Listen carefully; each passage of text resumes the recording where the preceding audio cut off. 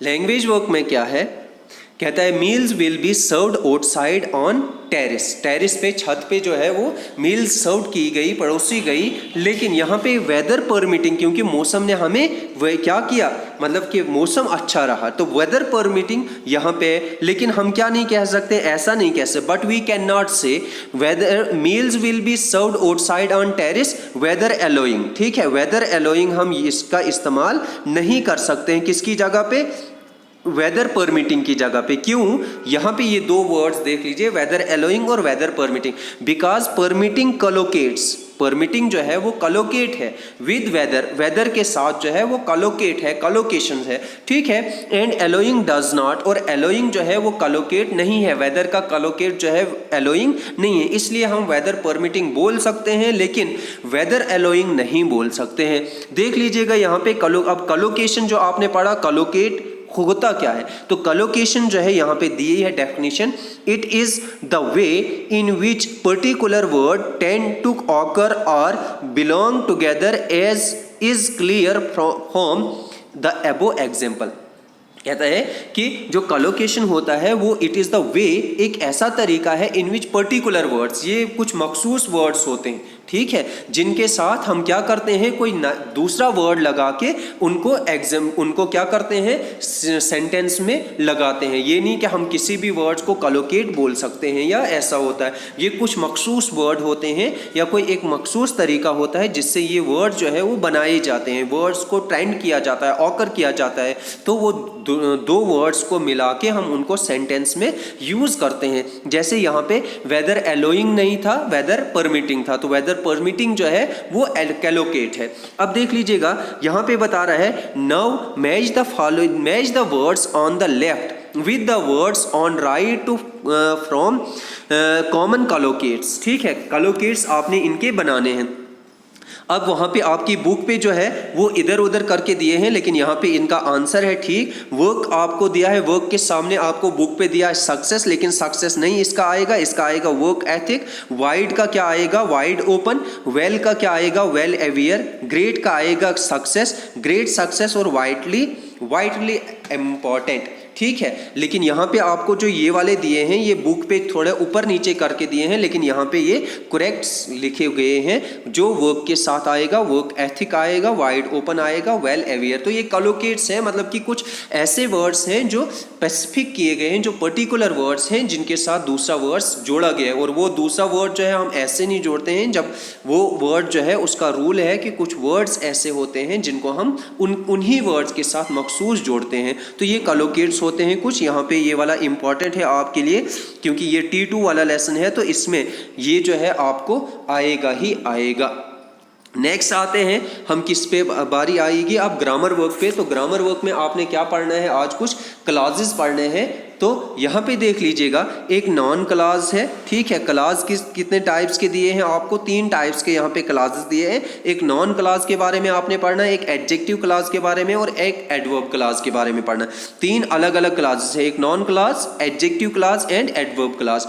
Look at the following sentences, देख लीजिएगा यहाँ पे बता रहा है, it was a cloudy night, it was a cloudy night, no stars were visible, no stars were visible। अब इसमें देख लीजिएगा, कहता है each of the above example, दोनों एग्जाम्पल में क्या है, is a simple sentence because it has a finite verb। अब क्या है कि इन दोनों के बीच में जो है वो क्या है, फाइनाइट वर्ब दिया है, ठीक है। तो यहाँ पे जो बता रहा है कि we can bold the 2 sentences together with the conjunction and to form sentence with 2 finite verbs. कहता है 2 फाइनाइट वर्ब को हम जोड़ने के लिए क्या करते हैं, एंड का यूज करेंगे, और इन दोनों सेंटेंस को एक ही सेंटेंस में क्या कर सकते हैं, इकट्ठा कर सकते हैं, एक ही सेंटेंस में मर्ज कर सकते हैं, ठीक है। क्योंकि फाइनाइट वर्ब जो होता है वो पर्सन के साथ होता है। देखो अब स्टार्स के साथ वर लगाया है तो ये फाइनाइट वर्ब है। इस तरीके से इट वाज है तो इट सिंगुलर है, तो इसके साथ जो है वाज लगा है, तो ये फाइनाइट वर्ब है। अब देखो यहाँ पे जो है, यहाँ पे आपने क्या देखना है कि किस तरीके से हम 2 सेंटेंस, 2 अलग अलग, ये बता रहा है it was a cloudy night, ये एक बहुत ही क्या थी, मतलब कि बादलों वाली नाइट थी, बादल भरी नाइट थी, बहुत ही ये थी बादल वाली नाइट समझो। लेकिन आप वहाँ पे दूसरा वाला सेंटेंस क्या बता रहे हैं, नो स्टार्स वर विजिबल। और उस वजह से क्योंकि मौसम खराब था, क्लाउडी नाइट थी, बादलों भरी नाइट थी, बादलों भरी रात थी, तो इसलिए जो है कोई भी स्टार जो है वो दिख नहीं रहा था। ठीक है, नो स्टार्स वर विजिबल। अब इन दोनों सेंटेंसेस को एक सेंटेंस में जब हम जोड़ेंगे तो कैसे बनेगा एक सेंटेंस, और हम इसको किससे जोड़ेंगे, एंड से जोड़ेंगे। कंजक्शंस, एंड जो है ये कंजक्शन है, और कंजक्शन इस एंड से इसको, ये भी आप नीचे पढ़ोगे कौन सा कंजक्शन है ये कोऑर्डिनेटिंग कंजक्शंस होते हैं। तो अब देख लीजिएगा, इट वाज, अब देखो यहाँ पे बता रहा है it was a cloudy night and no stars were visible. पहले आपको ऊपर एग्जाम्पल में यहाँ पे भी फुल स्टॉप मिला था और यहाँ पे भी फुल स्टॉप मिला था, लेकिन अब इसमें यहाँ पे फुल स्टॉप नहीं आएगा क्योंकि ये एक ही सेंटेंस है, और एंड जो है इस फुल स्टॉप की जगह पे हमने लगाया और इस तरीके से इसको एक सेंटेंस में ही मर्ज कर दिया। तो ये कौन सा ये कंजक्शन है, ये कोऑर्डिनेटिंग कंजक्शन है। It was a cloudy night and no stars were visible. यहाँ पे आपको फुल स्टॉप लगाने की जरूरत नहीं है, ये अब एक ही सेंटेंस बना। अब देखो यहाँ पे इसमें दो पार्ट बन गए। कहता है now the part of the sentence with a finite verb of its own is called a clause. अब जिस भी वर्ब में जो भी सेंटेंस अपना एक फाइनाइट वर्ब लेके होता है उसको हम क्या बोलते हैं, एक क्लॉज बोलते हैं। ठीक है, जिस भी सेंटेंस में अपना एक वर्ब होता है, फाइनाइट वर्ब होता है, तो वो एक क्या होता है, क्लॉज होता है। इस sentence with one finite verb therefore one clause. जब एक सेंटेंस में एक फाइनाइट वर्ब होगा तो वो क्या होगा, वन क्लॉज होगा, एक क्लॉज होगा। इज अ सिंपल सेंटेंस, अगर एक ही फाइनाइट वर्ब है तो उसमें क्या है कि एक ही क्लॉज है, एक ही फाइनाइट वर्ब है, तो वो सिंपल सेंटेंस होता है। For example is sentence 1 and sentence 2। यहाँ पे जो आपको दिया गया था सेंटेंस 1 एंड सेंटेंस 2, इसमें एक ही फाइनाइट वर्ब दिया गया था, इसमें दो वर्ब्स नहीं थे, एक ही वर्ब था। तो इस तरीके से क्या था कि ये वाला जो है एक सिंपल सेंटेंस है, ये भी सिंपल, क्योंकि ये पूरा अलग अलग मीनिंग देते हैं। ठीक है, तो क्लॉज भी है एज वेल एज क्या है, सेंटेंस भी है। तो जो उसमें एक फाइनाइट वर्ब होता है तो वो एक क्लॉज भी होता है, और उसको हम ऐसे सिंपल सेंटेंस कहते हैं। तो दूसरा सेंटेंस भी वही था कि नो स्टार्स वर विजिबल, तो यहाँ पे जो है ये कोई तारा जो है वो नहीं दिख रहा था, तो इस वजह से ये बता रहा है कि ये भी एक क्या है, फाइनाइट वर्ब इसमें यूज हुआ है, तो ये भी एक सिंपल सेंटेंस है। ठीक है, अब देख लीजिएगा यहां पे बता रहा है a sentence with more than one clause. अब एक क्लॉज नहीं, इसमें तो एक ही क्लॉज था, एक फाइनाइट वर्ब था तो एक क्लॉज था।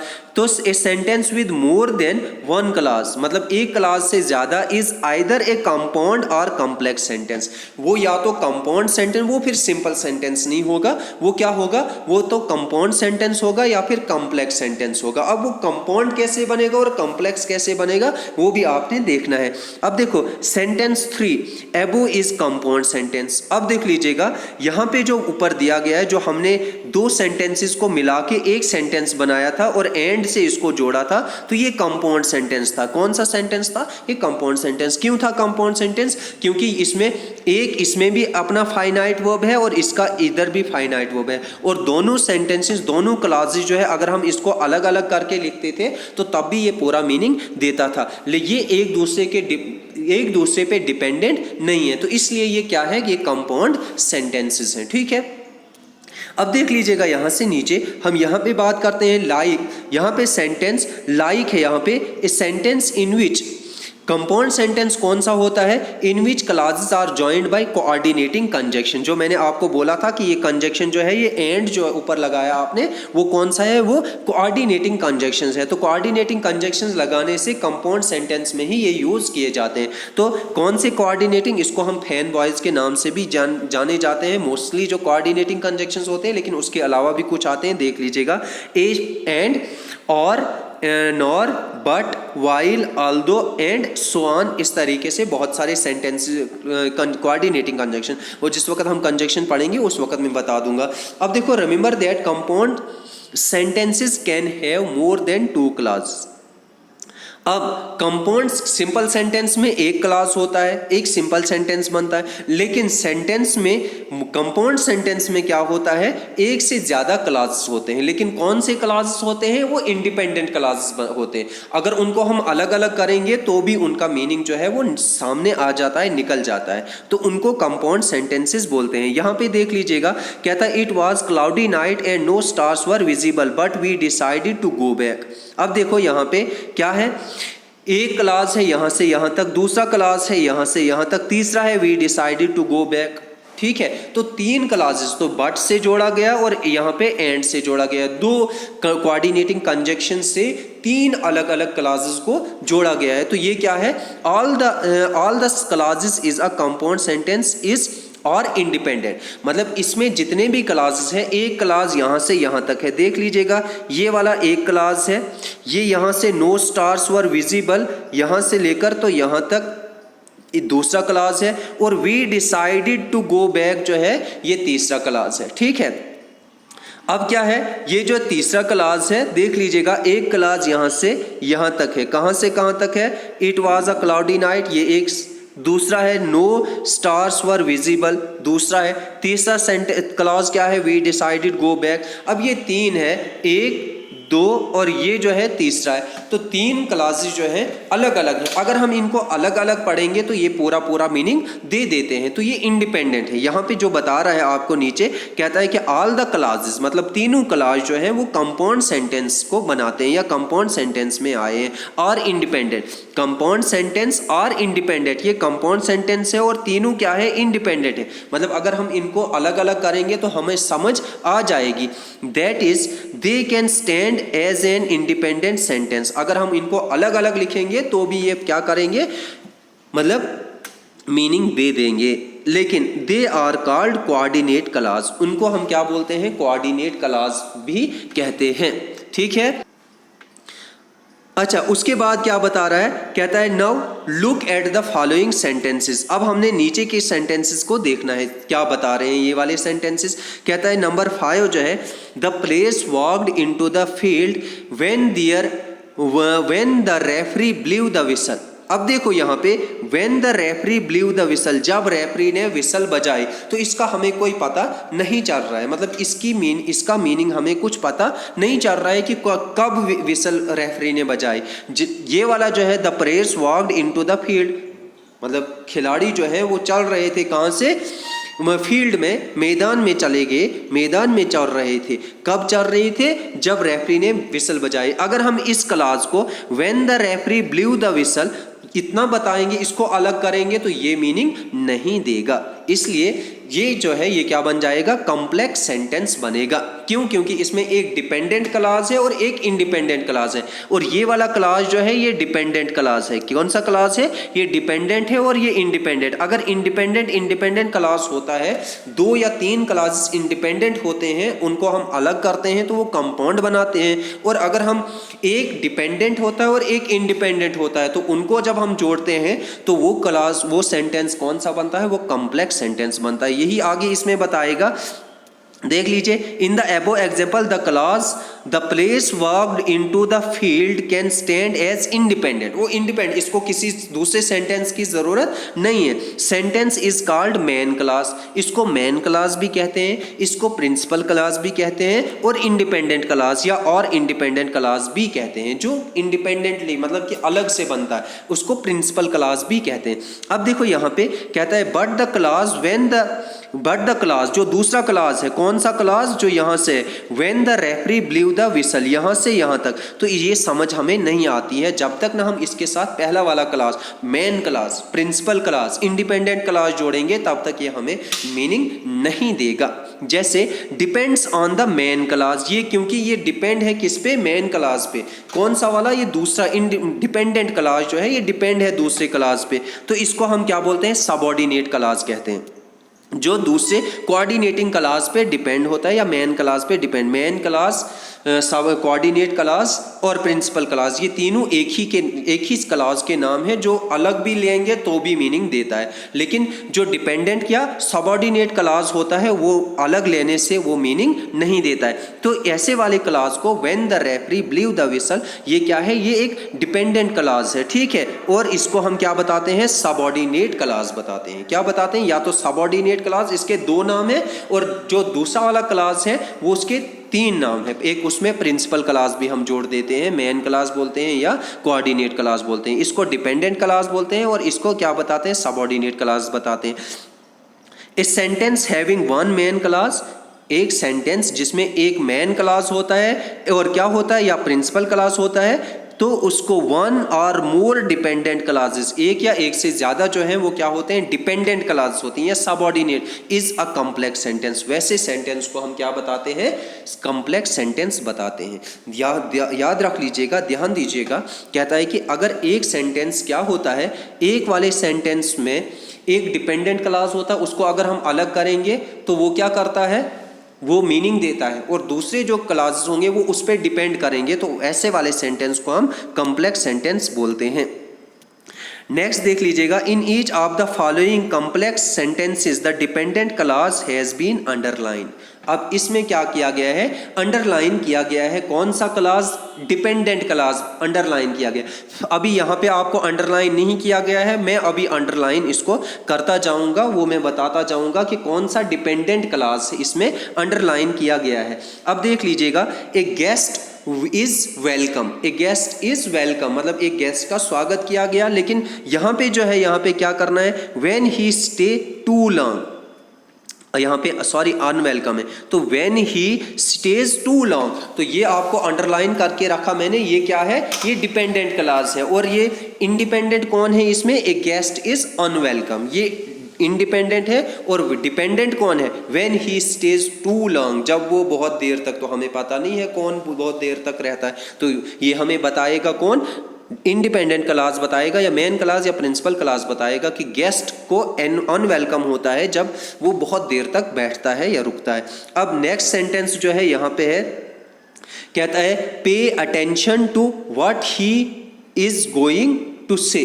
What he is going to say जो है, ये वाला क्या है, ये वाला यहाँ पे डिपेंडेंट क्लास है, यहाँ से लेकर यहाँ तक, तो पे द अटेंशन, ठीक है। तो ये पे अटेंशन जो है ये मेन क्लास है और इसके साथ जो है सबऑर्डिनेट क्लास का यूज किया गया। अब ना 8 वाले पार्ट में, 8 वाले सेंटेंस में कौन सा है, तो कहता है कि he is the man who won the competition, तो ही इज द मैन, वो इंसान है। तो क्या, कौन इंसान है जिसने क्या किया है, कंपटीशन को जीता है। तो यहाँ पे आप क्या कर सकते हो, इसमें यहाँ पे देख लीजिएगा कौन सा सेंटेंस जो है, कौन सा क्लॉज जो है वो डिपेंडेंट है, तो हु वॉन द कंपटीशन, ये जो है इसका डिपेंडेंट क्लॉज है। नंबर 9 की बारी है, if you have stars prepare to, sorry if you have tears, prepare to shed them now, ये मार्क एंथोनी ने बताया था। तो यहाँ पे prepare to shed them now जो है ये क्या है, ये डिपेंडेंट क्लॉज है। अब 10 वाली बारी आती है, तो I shall help you because I like you, तो यहाँ पे जो है यहाँ से आगे ये बिकॉज आई लाइक यू, इस तरीके से ये डिपेंडेंट है। अब यहाँ पे कहता है he spoke in such a low voice that few could hears him, that few could hear him. अब यहाँ पे जो है हियर, यहाँ पे हिम लगा दीजिएगा, ये आपकी बुक पे हैं, तो यहाँ पे जो है आपने क्या, दैट फ्यू से लेकर that few could hear him, ये वाला जो है ये क्या है, ये इंडिपेंडेंट क्लॉज है। अब लास्ट वाला जो है, if you work hard you will succeed, तो यहाँ पे जो है ये वाला क्या है, dependent clause, independent dependent clause कौन सा है इसमें, ये देख लीजिएगा, ये वाला है, इफ यू वर्क हार्ड, ठीक है, यू विल सक्सीड। यहाँ पे बता रहा है नीचे, कहता है कि in each of the following sentences, जो नीचे दिए हैं complex sentences the main clause has been underline. अब नीचे वाले सेंटेंसेस में कॉम्प्लेक्स क्लॉज है और उसमें क्या है, the main clause has underline. ऊपर जो था वो ये मेन क्लॉज नहीं बल्कि सबऑर्डिनेट क्लॉज या डिपेंडेंट क्लॉज को अंडरलाइन किया गया था। इसमें क्या है, इसमें मैं करूँगा अंडरलाइन किनको, जो मेन क्लॉज होंगे। अब देख लीजिएगा यहाँ पे पहला वाला सेंटेंस है जो सेंटेंस नंबर 13 है, तो 13 वाले में आई थिंक ये वाला जो है ये क्या है, मेन क्लॉज है। यहाँ से आगे जो है ये सबऑर्डिनेट क्लॉज है।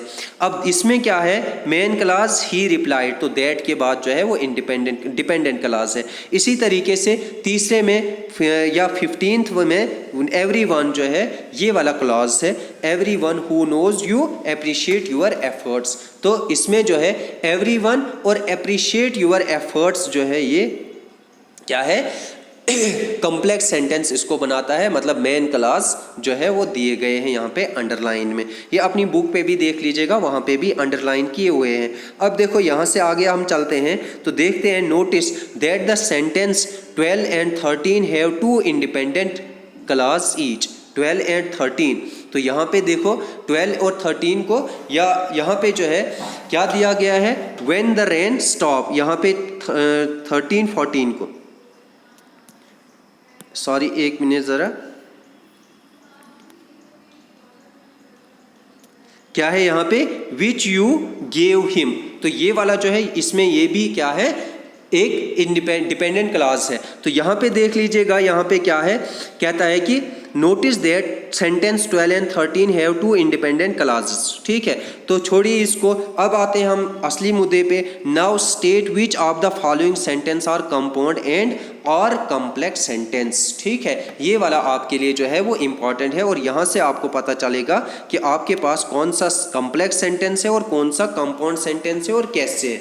देख लीजिएगा यहाँ पे नीचे कहता है then divided each sentence into its respective clause. आपने डिवाइड करना है कि किसमें, इसमें कोऑर्डिनेट क्लॉज कौन सा है और सबऑर्डिनेट क्लॉज कौन सा है, और अगर दोनों का कोऑर्डिनेट है तो फिर कंपाउंड सेंटेंस वो आपको पता है। अब देखो यहाँ पे गॉड मेड द कंट्री, तो समझ आ जाता है पूरा। फिर मैन मेड द टाउन, तो ये भी पूरा समझ आ जाता है। ये भी कोऑर्डिनेट क्लॉज है और ये भी कोऑर्डिनेट क्लॉज है। जब दो कोऑर्डिनेट क्लॉज मिलके क्या बनाते हैं, सेंटेंस को पूरा करते हैं, तो उसको हम क्या बोलते हैं, कंपाउंड सेंटेंस कहते हैं। अब इसमें आपकी बुक पे दिया है God made the country and man made the town. हमने अलग अलग सेंटेंस क्लॉजेस लिए, मतलब गॉड मेड द कंट्री अलग है, मैन मेड द टाउन अलग है। तो दोनों जब अलग अलग मीनिंग अलग अलग करके भी अपना पूरा मीनिंग देते हैं, तो इसका मतलब ये क्या है, ये कंपाउंड सेंटेंस है। अब अगर एक ही होता गॉड मेड द कंट्री, तो एक फाइनाइट वर्ब होता है, ये सिंपल सेंटेंस होता है। लेकिन इसमें दो क्लॉजेस हैं, दो फाइनाइट वर्ब्स हैं, तो इसका मतलब ये कंपाउंड सेंटेंस है।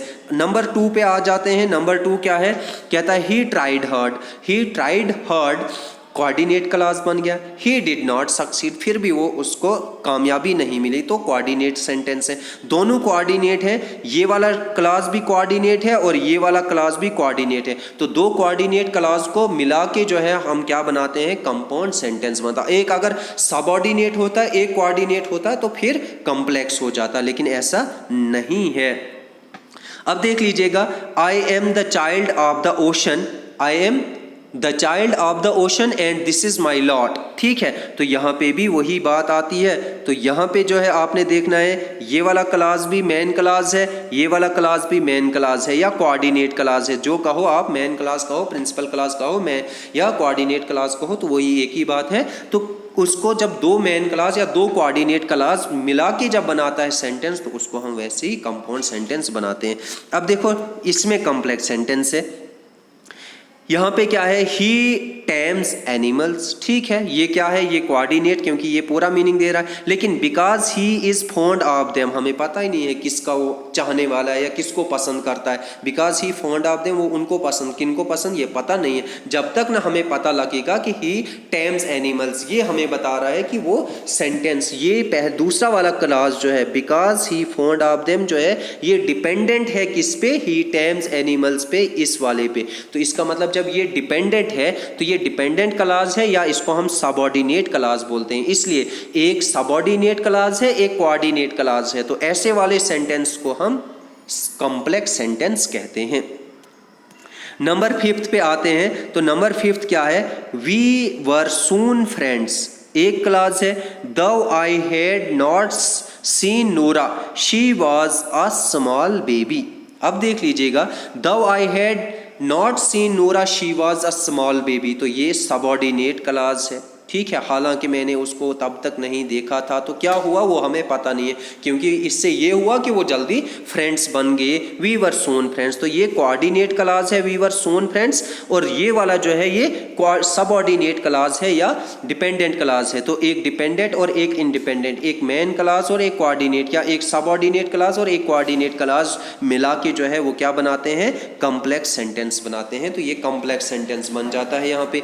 फिर आते हैं नंबर 6 पे, तो देख लीजिएगा नंबर 6 कहता है about half of humanity, about half of humanity realize on the fresh water, ठीक है। तो कोऑर्डिनेट क्लॉज है, ठीक है। That accumulates in mountains region,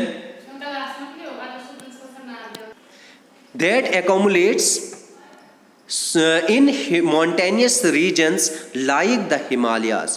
अब that accumulates, हमें पता ही नहीं है कि क्या accumulates होता है हिमालयन रीजन में, ठीक है। तो ये बन गया सबऑर्डिनेट क्लॉज। तो इस वजह से एक सबऑर्डिनेट क्लॉज और एक कोऑर्डिनेट क्लॉज मिला के बनाते हैं कॉम्प्लेक्स सेंटेंसेस।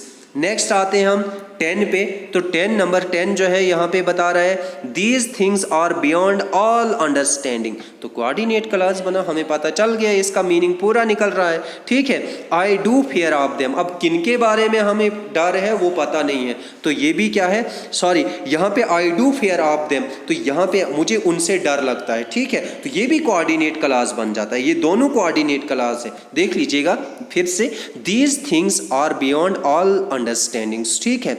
अब I do fear of them, तो यहाँ पे दो, यहाँ पे देखो ये भी फाइनाइट वर्ब है और यहाँ पे भी फाइनाइट वर्ब है, तो ये जो है दो फाइनाइट वर्ब्स मिला के जो है वो आपने पढ़ा था कोऑर्डिनेट क्लॉज बनता है। तो दोनों कोऑर्डिनेट मिला के क्या बनता है? एक कंपाउंड सेंटेंस बनता है, ये कॉम्प्लेक्स नहीं बनेगा। हाँ, एक अगर सबऑर्डिनेट सेंटेंस इसमें क्लॉज होता तब जाके वो कॉम्प्लेक्स सेंटेंस बनता है, जो आपने ऊपर देखा था। नंबर 8 की बारी आएगी, तो when the sun shines immediately after rainfall. When, तो जब, यहाँ पे हमें यही क्लॉज बता रहा है कि ये वाला कंजक्शन बता रहा है कि ये क्या है? ये सबऑर्डिनेट क्लॉज है। देख लीजिएगा, the sun shines immediately after rainfall, तो क्या होगा ये हमें पता नहीं है, ये हमें बताएगा coordinate clause, main clause. It looks very pleasant, तो तब जो समय होता है वो बहुत ही खुशगवार होता है। तो ये कौन बता रहा है हमें? कोऑर्डिनेट या मेन क्लॉज बताता है। इसलिए एक सबऑर्डिनेट क्लॉज और एक कोऑर्डिनेट क्लॉज मिला के हमारा क्या बनाते हैं? कॉम्प्लेक्स सेंटेंस बनाते हैं। अब देख लीजिएगा नंबर 9 है यहाँ पे। नंबर 9 पे, अनलेस रुस्तुम इज किल्ड, जब तक न रुस्तुम को मारा जाए, तो तब तक क्या होगा हमें पता नहीं है, तो इसलिए ये सबऑर्डिनेट क्लॉज बन जाता है, ठीक है। ये मीनिंग तो देता नहीं है। Our armies can never hope to see victory, our armies can never hope to see victory, हमारी आर्मी जो है उनको कोई उम्मीद नहीं रखनी चाहिए किसकी? जीत की। तो यहाँ पे जो है ये कोऑर्डिनेट क्लॉज है। अब एक सबऑर्डिनेट क्लॉज, एक कोऑर्डिनेट क्लॉज, तो आपको पता चल गया कि ये कॉम्प्लेक्स सेंटेंस है, ये कंपाउंड सेंटेंस नहीं है। नंबर 10 की बात करते हैं, तो क्या बता रहा है? ही वॉज पुअर, तो कौन सा है? ही वॉज सो पुअर, वो बहुत ही गरीब है, तो सबऑर्डिनेट क्लॉज बन जाता है। He and his wife had to remain hungry for days together, तो भी कोऑर्डिनेट क्लॉज है, कि कोऑर्डिनेट क्लॉज बन गया। ही एंड, उसकी, वो और उसकी बीवी जो है वो क्या है? बहुत कई दिनों तक जो है वो क्या रहते हैं? भूखे रहते हैं, तो यहाँ पे देख लीजिएगा ये कोऑर्डिनेट, एक सबऑर्डिनेट क्लॉज और एक कोऑर्डिनेट क्लॉज मिला के बनता है कॉम्प्लेक्स सेंटेंस। ठीक है, वो बहुत ही गरीब है, तो कौन है वो पता नहीं है, वो क्या कैसे गरीब है, तो क्योंकि वो बहुत भूखा रहता है कई दिनों तक। अब देख लीजिएगा यहाँ पे, now complete the following sentences by supplying the suitable clause. एक एक क्लॉज आपको वहाँ से दिया है और एक हमने जोड़ना है। ये मैंने यहाँ पे लिख के रखा है, तो मैं उनको अंडरलाइन करूँगा जो आपने खुद देना है। वहाँ से आपको दिया है God made the country and man spoiled it, आप ऐसा लिख सकते हो, या and man made the town भी लिख सकते हो आप, इसको जैसा आप मर्जी वैसा बना सकते हो। दूसरा वाला है यहाँ पे ये वाला आपने बुक पे अपनी देना है और ये बाकी दिया हुआ है। कहता है he studied hard but he did not succeed, ये ऊपर के ही कुछ वर्ड्स जो है एग्जाम्पल्स में है वही रिपीट किए गए हैं। फिर तीसरे में आपको बताया गया I am the child of the ocean and I bring rain. देखो ये सारे जो हैं, ये अभी तक जो ऊपर से हमने पढ़े ये सारे कंपाउंड सेंटेंसेस ही हैं, ये इंडिपेंडेंट क्लॉज बना के जोड़े गए हैं। तो I am the child of the ocean, ठीक है, एंड आई ब्रिंग रेन। ठीक है, नंबर 3 पे आते हैं, तो यहाँ पे क्या बता रहा है, कहता है कि he collects dash dash, he collect different stem because he is fond of them. तो ये he is fond of them वहाँ पे आपको बुक से लिखा है, तो ही कलेक्ट डिफरेंट स्टेम्स, ठीक है, because he is fond of them. तो ये कॉम्प्लेक्स सेंटेंस बना, क्योंकि ये वाला जो because he is fond of them है, तो ये क्या है, सबऑर्डिनेट क्लॉज है या डिपेंडेंट क्लॉज है। क्योंकि हमें अगर ऐसे बताएंगे, चूंकि वो उनका क्या है, पसंदीदा है या उनको पसंद करता है, तो किनको पसंद करता है वो हमें पता नहीं चलता है। तो ये बताता है डिफरेंट स्टेम्स जो होंगी या स्टेम्स के बारे में बता रहा है कि ये उसको पसंद है। तो इस तरीके से ये वाली बात इसमें आ जाएगी कि ये पहला वाला जो है वो इंडिपेंडेंट क्लॉज है और दूसरा डिपेंडेंट है। तो एक इंडिपेंडेंट और एक डिपेंडेंट या एक सबऑर्डिनेट और एक कोऑर्डिनेट मिला के क्या बनाते हैं, कॉम्प्लेक्स सेंटेंस बनाते हैं। तो ये कॉम्प्लेक्स सेंटेंस है। बाकी ऊपर वाले जो है क्या है, बाकी कंपाउंड सेंटेंस है 3 तक। अब देखो नंबर 5 की बारी आती है, तो नंबर 5 कहता है Though I had not seen Nora since she was a small baby, I could easily recognize her. अब बेबी यहाँ तक तो दिया है, Though I had not seen Nora since she was a small baby, तो ये though से ही पता चल रहा है आपको कि ये सबऑर्डिनेट क्लॉज है। ठीक है, तो I could easily recognize her, मैंने उसको आसानी से पहचान लिया। तो यहाँ पे जो है, यहाँ पे ये वाला कोऑर्डिनेट क्लॉज है। ठीक है, ये वाला जो है यहाँ तक आपको दिया है वहाँ से, तो ये वाला आपने खुद इसमें क्या करना है, भरना है। आई कुड रिकॉग्नाइज हर या वी वर सून फ्रेंड्स। ठीक है, तो ये लिखो या आई कुड इजीली रिकॉग्नाइज हर लिखो, जो भी आपको लग रहा है अच्छा है। ठीक है, ठीक है। उसके बाद ये वाला भी कॉम्प्लेक्स सेंटेंस है, क्योंकि इसमें ये वाला पहला वाला क्लॉज जो है वो क्या है, वो डिपेंडेंट क्लॉज है। नंबर आते हैं 6 पे। नंबर 6 क्या दिया है, आपकी बुक पे दिया है about half of humanity realize on the fresh water. तो ये अभी आपने ऊपर पढ़ा, दैट वी आपने यहाँ से लगाना है, that we can get in the mountainous regions. तो ये भी कॉम्प्लेक्स, क्योंकि दैट वी वो हम कहाँ से, माउंटेनियस रीजन से हासिल करते हैं। तो क्या करते हैं वो पता नहीं है, जब तक ना हमें प्रिंसिपल क्लास बताएगा कि हम फ्रेश वाटर की बात कर रहे हैं। ठीक है, तो यहाँ पे देख लीजिएगा। नेक्स्ट नंबर 7 है। नंबर 7 पे क्या दिया गया है, कहता है these things are beyond all understanding, जो अभी आपने ऊपर पढ़ा था। I do fear of them, I do fear them. तो आई डू फेयर देम यहाँ पे है लिखा है, I do not believe them भी लिख सकते हो यहाँ पे देख लेना। ये डू नॉट की स्पेलिंग आप खुद ठीक कर लीजिएगा, ये टाइपिंग में थोड़ा होता है। I do not believe them, तो यहाँ पे आप सीधा लिखोगे आई डोंट बिलीव देम भी लिख सकते हो यहाँ पे, ऐसे करके इसकी जगह आई डोंट बिलीव देम। तो पहला वाला जो है these things are beyond all under, these things are beyond, तो ये दोनों जो है वो क्या है, दोनों मेन क्लॉजेस हैं, तो इसलिए ये कंपाउंड सेंटेंस बन जाएगा। नेक्स्ट पे बात आती है, तो नंबर 8 है। नंबर 8 क्या है, वहाँ पे आपको बुक पे दिया हुआ है, ये वाला क्लॉज जो है दिया हुआ है, कौन सा, इट लुक्स वेरी प्लेजेंट। लेकिन यहाँ पे जो है when full moon shines in the sky, when full moon shines in the sky it look very pleasant. तो आप यहाँ पे जो है ये पहला वाला क्लास जो है when full moon shines in the sky, तो क्या होता है ये हमें पता नहीं चल रहा है। पहला वाला क्लास जो है वो सबऑर्डिनेट क्लास है, दूसरा कोऑर्डिनेट क्लास है, तो सबऑर्डिनेट और कोऑर्डिनेट क्लास मिला के ये कंपाउंड सेंटेंस बन जाएगा। अनलेस रुस्तुम इज किल्ड, तो ये यहाँ से ही आपको पता चल रहा है कि ये पहला ही क्लास जो आपकी बुक पे दिया है वो सबऑर्डिनेट है। We can't hope to defeat the enemy, तो ये वाला आपने देना है, ये मेन क्लास है और वो इंडिपेंडेंट क्लास है, डिपेंडेंट क्लास है। तो मेन क्लास या सबऑर्डिनेट क्लास मिला के जो है क्या बनता है, कम्प्लेक्स। तो ये वाला जो है ये कम्प्लेक्स सेंटेंस है, ठीक है, ये कम्प्लेक्स है और ऊपर वाला कंपाउंड है। अब देख लीजिएगा नंबर 10 और लास्ट वाला सेंटेंस है ही वॉज सो पुअर, ये आपको बुक पे दिया है, तो आपने क्या लगाना है, that he could not get education in